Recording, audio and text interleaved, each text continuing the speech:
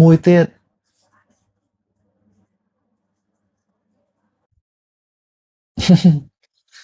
អត់ស្រឡាញ់កើតទេ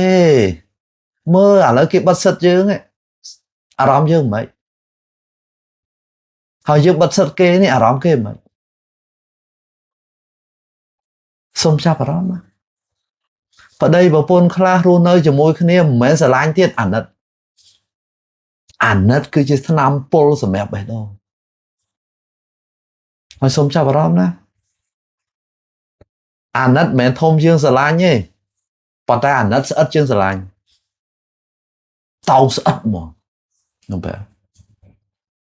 ដូចមនុស្សលងទឹកបេះមិនចេញសុំចងចាំ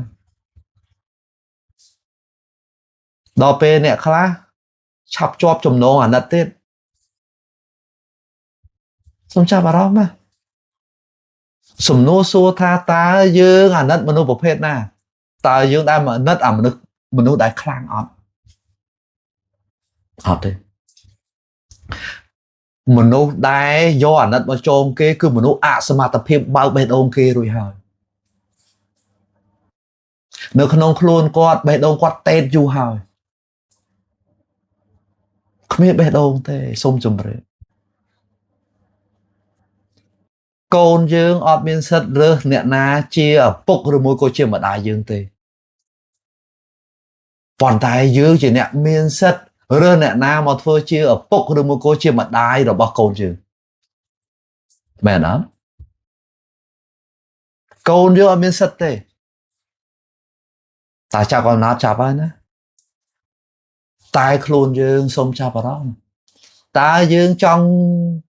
រើសមនុស្សគួរអាណិតមកធ្វើជាម្ដាយរបស់កូនយើងឬមួយក៏ធ្វើជាឪពុករបស់កូនយើង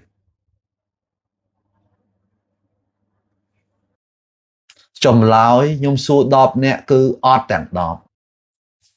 ប៉ុន្តែដល់ពេលបបិសោតជាក់ស្ដែងបែរជាមកជួបរឿងចឹងបេះដូងជាប់ចំណងសូមចាប់អារម្មណ៍ណាថ្ម3ដុំគឺជាទ្រុងរបស់បេះដូងដល់ពេលអាណិតជាប់ទ្រុងហើយដៃជាប់ចំណងទៀតរើអត់រួចទេបែបនេះសុំកុំប្រមាថព្រោះអាណិតចូលមនុស្សជាប់សាហាវណា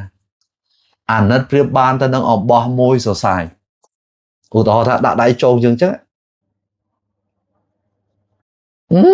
ផុយប៉ុន្តែភ្លេចខ្លួនមួយឆ្នាំ365សរសៃរើមើល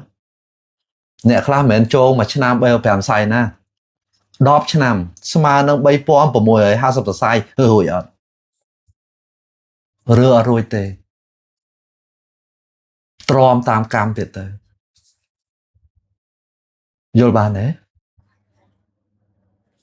បេះដូងអត់ត្រូវការអាណិតទេដាក់អាណិតចូលមនុស្សកាន់តែទុនជ្រាយមនុស្សកាន់តែប្តីផ្ដួលសុំចងចាអ្វីដែលល្អគឺក្តីស្រឡាញ់គឺអារម្មណ៍5នៅក្នុងរូបមន្តអារម្មណ៍5អត់មានពាក្យអាណិតអត់មានពាក្យប្រច័ណ្ឌទេខ្មែរយើងពីមុនមកយកអាណិតមកចងហេតុអីចាប់ផ្ទឹមយកអាណិតមកចងអញ្ចឹងទៅសូមជម្រាប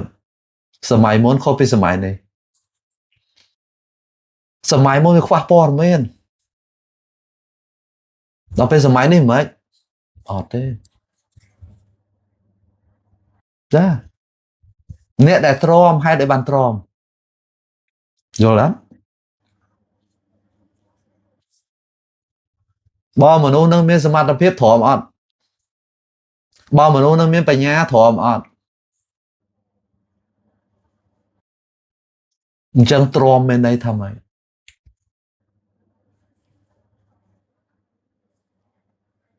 មនុស្សដែលទ្រាំគឺជាមនុស្សដែលត្រូវខួរក្បាលធូរជីវិត